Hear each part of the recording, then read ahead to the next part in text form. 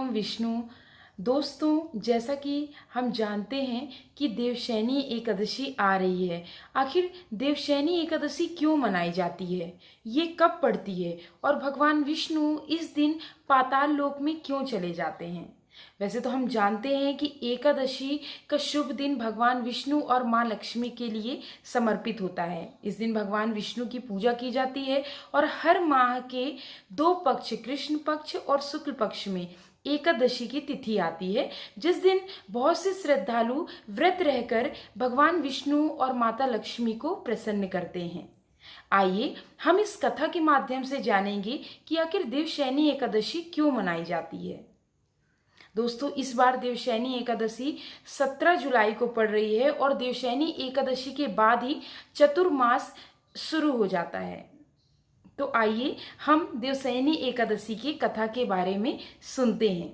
उम्मीद करती हूँ आपको ये पूरा वीडियो जरूर पसंद आएगा, एक नई जानकारी देगा। और इसी तरह की और वीडियो के लिए आप मेरे चैनल से जुड़ जाएं। मेरे चैनल को सब्सक्राइब करें, वीडियो को लाइक करें और दोस्तों के साथ शेयर जरूर करें।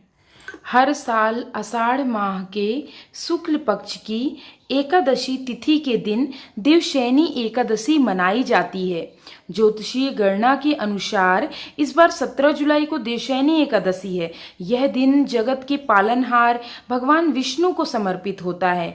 धार्मिक मान्यता है कि इस व्रत के पुण्य प्रताप से जातक को सभी तरह के सुखों की प्राप्ति होती है। देवशयनी एकादशी का विशेष महत्व। धार्मिक मान्यता के अनुसार देवशयनी एकादशी के दिन सच्चे मन से भगवान विष्णु और माँ लक्ष्मी की पूजा करने से साधक को अक्षय पुण्य की प्राप्ति होती है और सुख समृद्धि में वृद्धि होती है। शास्त्रों के अनुसार इस एकादशी से श्रीहरि क्षीर सागर में विश्राम करने चले जाते हैं और कार्तिक माह में पड़ने वाली देवउठनी एकादशी पर जागृत होते हैं। चतुर्मास में सृष्टि का संचालन भगवान शिव करते हैं।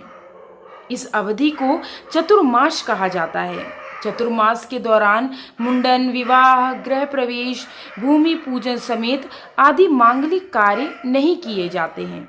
आइए देवशयनी एकादशी की इस कथा को सुनते हैं और देवशयनी एकादशी के महत्व के बारे में जानते हैं।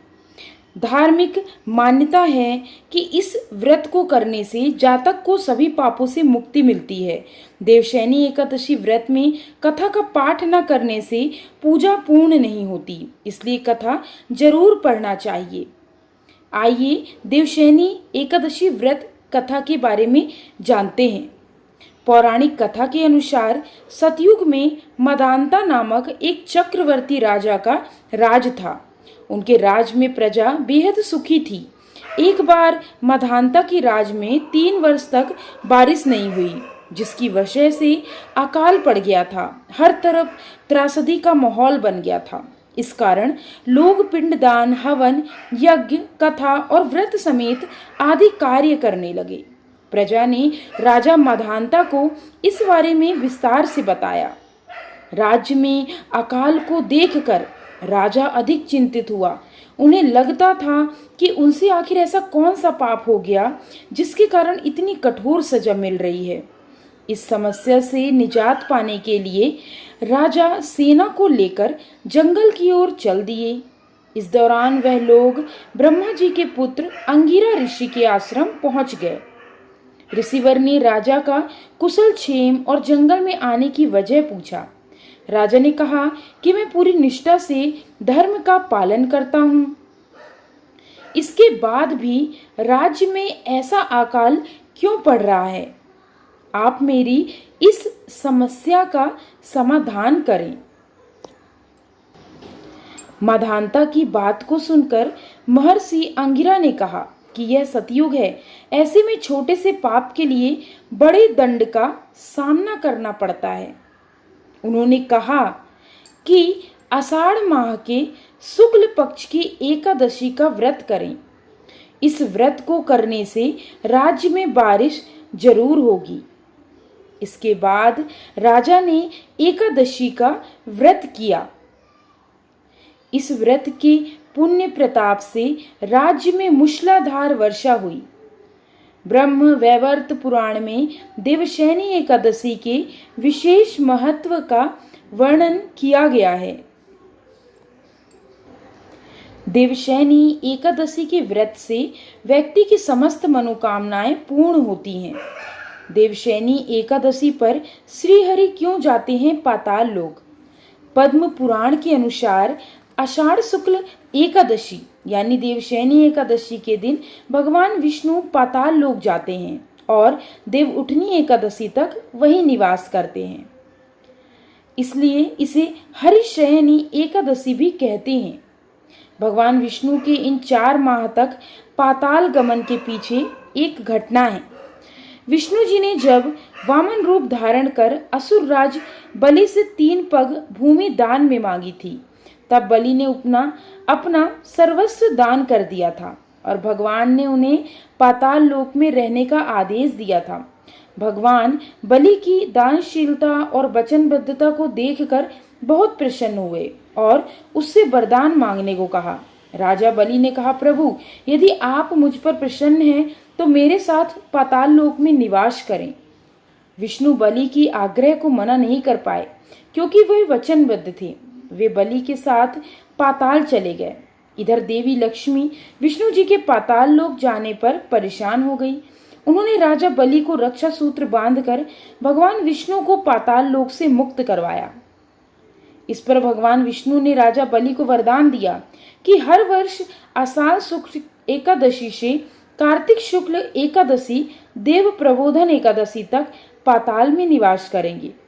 विष्णु के पाताल गमन के इस समय को ही चतुर्मास कहते हैं। दोस्तों, देवशयनी एकादशी से तो बहुत सारी धार्मिक कथाएं जुड़ी हैं। उसमें से एक अन्य कथा यह भी है। भगवान विष्णु का शंखचूड़ नाम के एक असुर से लंबे समय तक भयंकर युद्ध चला।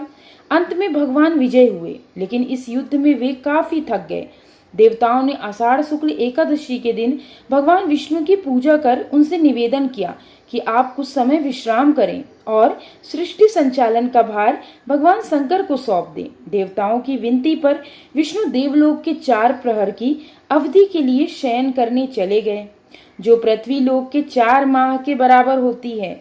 तब से आषाढ़ शुक्ल की एकादशी हरिशयनी एकादशी के नाम से जानी जाती है। दोस्तों, इस कथा के बाद आइए हम जानते हैं कि देवशयनी एकादशी के दिन हमें किन किन चीजों का दान करना चाहिए। देवशयनी एकादशी के दिन मंदिरों, ब्राह्मणों और गरीब लोगों को दान करने से परम नैतिकता की प्राप्ति होती है। एकादशी के दिन भोजन, पानी, तिल, कपड़े, जूते, पैसे, छाता, फल और अन्य आवश्यक वस्तुओं का दान भी करना अच्छा माना जाता है, क्योंकि ऐसा करने से पुण्य फल की प्राप्ति होती है। एकादशी पर जल का दान जरूर करना चाहिए। इससे जल के दान का महत्व और भी ज्यादा बढ़ जाता है। किसी व्यक्ति को पानी पिलाने से पुण्य का काम माना जाता है। एकादशी के दिन चावल का दान नहीं करना चाहिए, इससे भगवान विष्णु नाराज हो सकते हैं और व्यक्ति को अशुभ फलों की प्राप्ति होती है। शुक्रवार के दिन चावल का दान नहीं करना चाहिए। भगवान विष्णु की कृपा दृष्टि पाने के लिए देवशयनी एकादशी पर अन्न का दान करें और जरूरतमंदों को वस्त्र का दान अवश्य करें। देवशयनी एकादशी पर मौसमी फल जैसे आम, तरबूज, खरबूजा आदि चीजों का दान करें और राहगीरों को मीठा जल पिलाएं। देवशयनी एकादशी पर गेहूं और मूंग दाल का दान करें। गरीबों को भोजन, केसर युक्त दूध पिलाएं। भगवान विष्णु की कृपा दृष्टि पाने के लिए पीले रंग के वस्त्र, केला और गेहूं का दान करें। आइए जानते हैं देवशयनी एकादशी का महत्व।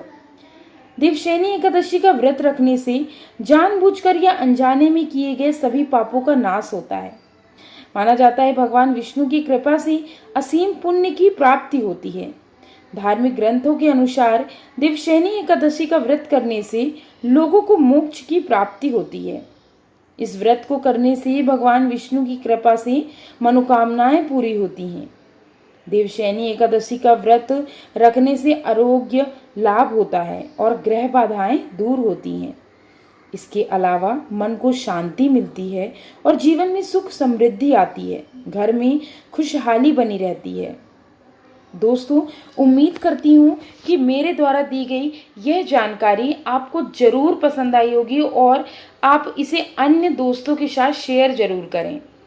इसी के साथ मिलती हूँ मैं अन्य नई कथा कहानियों के साथ। ये हरिओम विष्णु।